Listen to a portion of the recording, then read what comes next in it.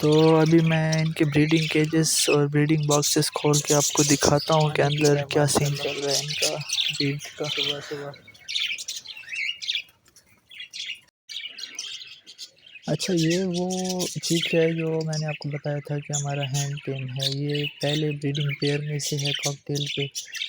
इसके पेरेंट्स ये ऊपर बैठे हुए हैं, ये जो ऊपर दो बैठे हैं ये इसके पेरेंट्स हैं।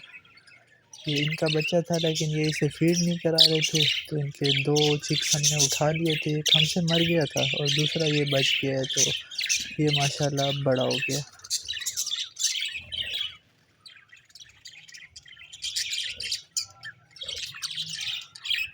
चल उड़ जा, नीचे उतर।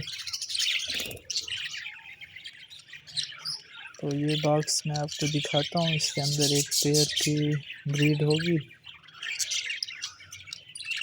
इसने माशाल्लाह अंडे दिए हुए हैं, अभी इसके बच्चे नहीं निकले। ये गुस्सा हो रही है, ज़रा डर जाते हैं जब इनका ब्रीडिंग के बॉक्स खोलो तो। इसके अलावा दूसरे ब्रीडिंग पेयर का मैं आपको बॉक्स दिखा देता हूँ।